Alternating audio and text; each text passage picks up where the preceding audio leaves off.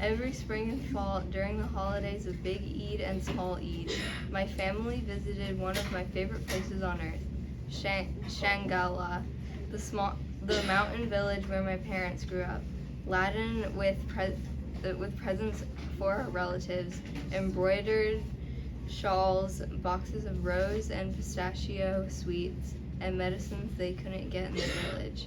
We'd go to the Mingora bus station and see just about everyone else in town all crowded together and waiting for the flying coach. We'd stack our gifts along with the sacks of flour and sugar, blankets, and trunks that our other families were taking on top of the bus in a great towering pile.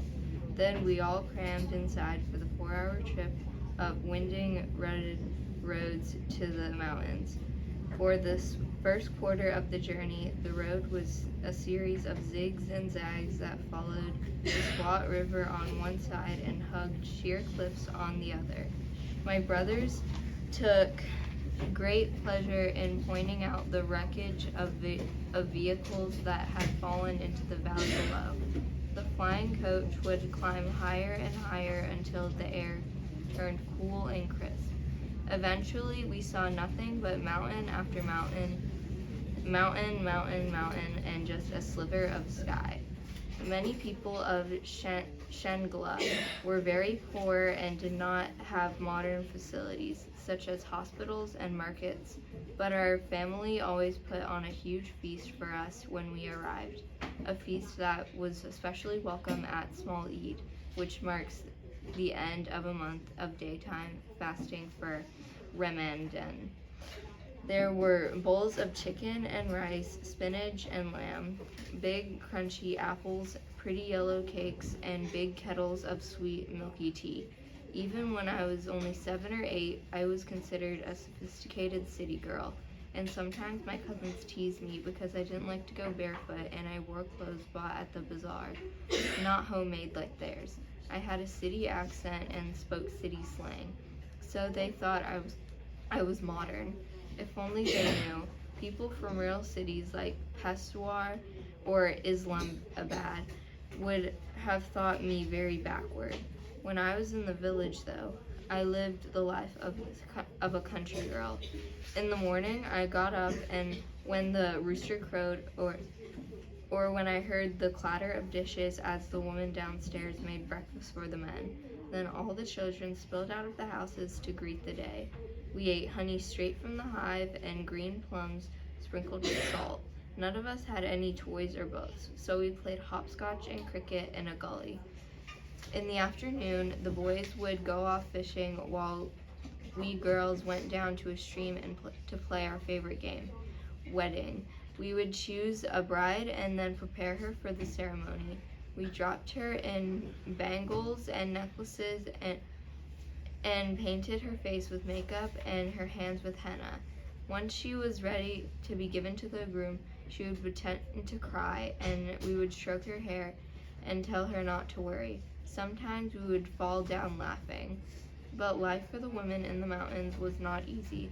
There were no proper shops, no universities, no hospitals or female doctors, no clean water or electricity from the government. Many of the men had left the villages to work on road crews and in mines far, far away, sending money home when they could. Sometimes the men never made it back. The women of the village also had to hide their faces whenever they left their homes, and they could not meet or speak to men who were not their close relatives. None of them could read. Even my own mother, who'd grown up in the village, couldn't read.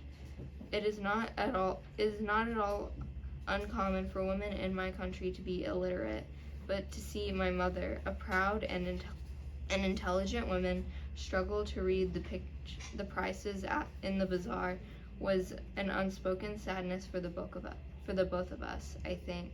Many of the girls in the village, including most of my own cousins, didn't go to school. Some fathers don't even think of their own daughters as valued members of their families, because they'll be married off at a young age to live with their husband's family. Why send a daughter to school? The men often say, "She doesn't need an education to run a house." I would never talk back to my elders. In my culture, one must never disrespect one's elder, even if they're wrong. But when I saw how hard these women's lives were, I was confused and sad. Why were women treated so poorly in our country? I asked my father this, and he told me that life was even worse for women in Afghanistan, where a group called the Taliban had taken over the country. Schools for girls had been burned to the ground, and all women were forced to wear a severe form of burqa, a head-to-toe veil that only had one tiny fabric grill for their eyes. Women were banned from laughing out loud or wearing nail polish, and they were beaten or jailed for walking without a male family member. I shuddered and when he told me such things and thanked God that I lived in Pakistan, where a girl was free to go to school. It was the first time I had heard of the Taliban. What I didn't realize was that they weren't only in Afghanistan. There was another group in Pakistan, not far away in the tribal belt known as the FATA. Some of them were Pashtuns, like us, and they would soon come to cast a dark shadow over my sunny childhood. But my father told me not to worry. "I will protect your freedom, Malala," he said. "Carry on with your dreams."